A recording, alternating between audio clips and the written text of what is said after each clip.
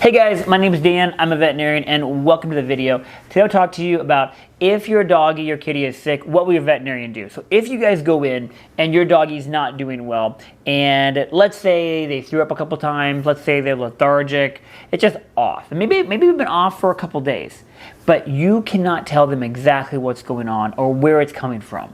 Because animals can't talk to us, and unless your veterinarian can find something obvious in the physical exam, a veterinarian is going to do something called a minimum database. Minimum databases are preached at veterinary hospitals and veterinary schools, like boom, boom, boom, boom. You gotta know your minimum database. So this is what your vet will do. There's going to be 4 things that are paramount for a veterinarian. A veterinarian is going to recommend blood work, and this is going to be 2 things. They're going to recommend a CBC, which is going to be a complete blood count, and a chemistry. Chemistries include your organs, your electrolytes, all that fun stuff. Number 3 is going to be a urinalysis, because urine is like liquid gold, and that's going to assess everything from the bladder health, the kidney health, to hydration, and it's going to be a nice cross-reference with your blood work.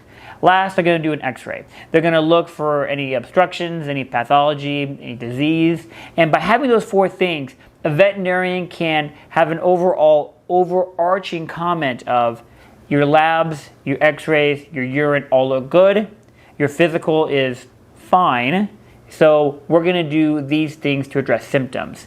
If the minimum database is normal, a veterinarian can then reach for medicine to address symptoms like pain or vomiting or all those other things, because we may not have a diagnosis, but if everything looks okay based on your minimum database, all those tests you ran, then let's say the dog's throwing up, you can say, okay, that all looks good. I'm not overwhelmingly worried about, do we have something life-threatening? Now let's possibly treat like an upset tummy, like gastritis, gastric ulcers, gastric reflux, or oh yeah, we've had some diarrhea. Well, we're going to give something for that diarrhea now because everything looks good.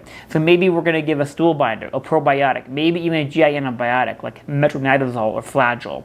And that allows you to be safe. Now, if you go in and you are more pointed and direct with what the problem is, a veterinarian can be a little more picky and choosy.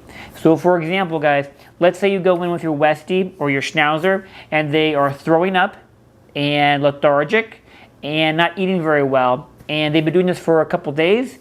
They never eat bad stuff around the house. They never eat foreign material.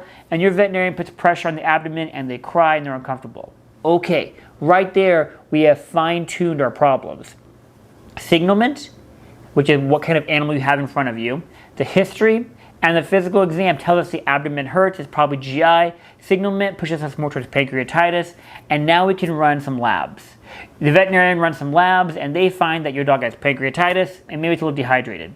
Can they still do the rest of the minimum database, which is your urine and your x-ray? They totally can.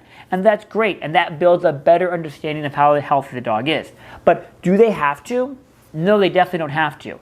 Honestly, based on your financial needs, you should move towards treatment, which would be an IV catheter, a handful of different meds like antibiotics, fluid therapy, nausea medicine, maybe something fancy like Panaquil, up to your veterinarian.